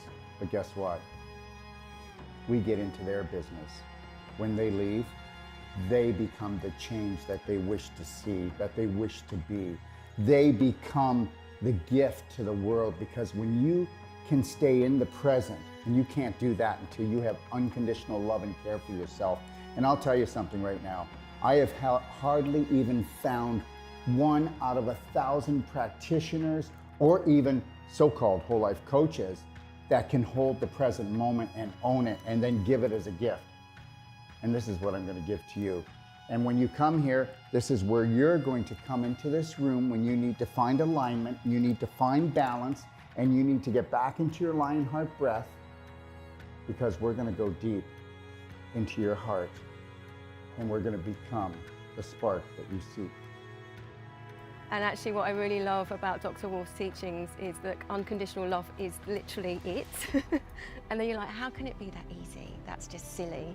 So, but it's really not. Come play, Come stay, come train with us today. Understand something. I know we have fear, but understand, that's just false evidence appearing real. I get it. Stick your toe in, feel the water, but then I want you to dive right in because How I found my brave heart was through Daryl. He really teaches you to go within and go in through your heart and not your mind, because your heart's a lot more connected to so much more than your mind. Your mind is just so conditioned and your heart is just so open and beautiful. you're the answer that you've been looking for. Let me teach you how to fly. What does that mean? First, love yourself, Braveheart. Let's take life in and win. I had just lost my husband a couple of years ago. With his passing, he gave me the greatest gift to love myself. But Dr. Wolf gave me the greatest gift in understanding that.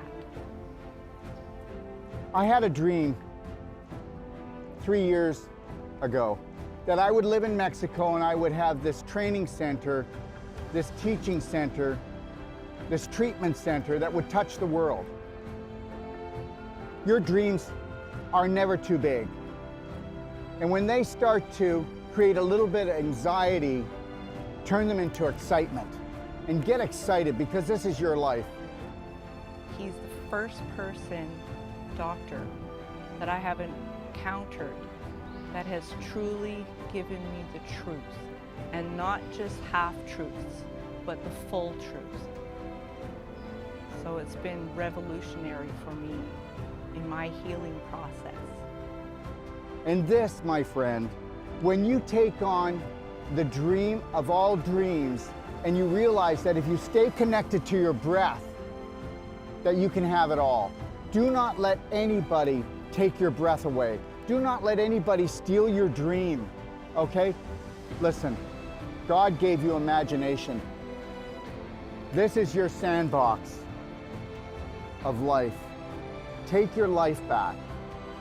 Right now, we are teaching courses to people that have come from all over the world, and the government is saying you can't travel, you can't breathe, you can't have this, you can't come together. Yes, we will. And we will do it with unconditional love for each other. And we will learn to grow. We will not judge each other. We'll observe and see where we can support each other. But at the same time, we will hold the Braveheart line, because this is the only way that we can grow. So find your roar, because you're so much more. And learn this. You are the unconditional love that you've been looking for. You are the dream maker. I can't wait to see you. We want to become that small piece of the puzzle that brings your dream together. Thank you.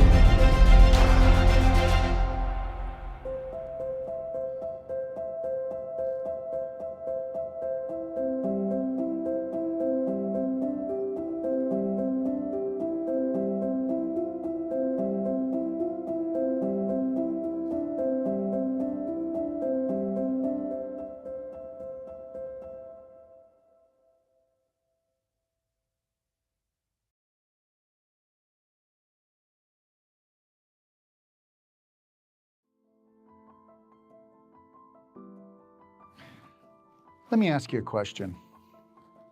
What do you think it would take to turn your life around? I can tell you right now, I learned that a long time ago, what the key was. And anybody that has been able to perfect the perfect day on an emotional, physical, and spirit level knows this.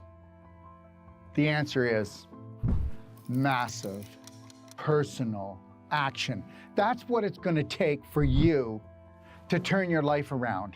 And to turn your life around, you're going to have to go within if you want to change without. And that's the bottom line. And you know, people think that they can do it like with a consultation, or maybe they can do it with a telephone call, or a Band-Aid, or a 911 emergency, a treatment. But understand, that's not the way it is.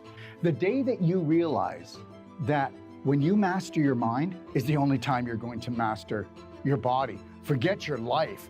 That's always going to be just random luck until you know that you must become the master of your day. From the moment you rise until you gently close your eyes, you must be the only authority for you. And if you think that getting an hour consultation is going to do it, it's not. If you think that going for therapy is going to do it, it's not. You have to submerge yourself into what we would call the personal treatment and training. And you need to do that from anywhere from 6 days to 10 days, or you need to come for my whole life coach certification, because if you don't go in deep, you'll never make changes. They say it takes 10,000 times for you to repeat something before it becomes a prominent, dominant thought. And if you understood that 70 to 90% of all your thoughts are not yours, and they say that 70% of your thoughts are toxic, tell me they're not. Take a look at the majority of the population. 92% of the population has an autoimmune disease, which means the body is attacking itself. Before that, though, the person was attacking themselves on a subconscious, unconscious level. And that, my friend, is the bottom line, and why you must take a personal treatment and training and go deep and understand how to run your life. What that means is learning how to think, how to drink, how to eat, and knowing when somebody is mistreating you, when someone is disrespecting you, because until you honor and respect yourself, no one else is going to do it. So understand, this is your life. If you want to live your passion and purpose, then you must become the master of your mind to become the master of your body so that you can become the light for your family. So please, consider this. You've got time and you've got the money, because you're going to change the rest of your life for the rest of your life, and that's my guarantee to you.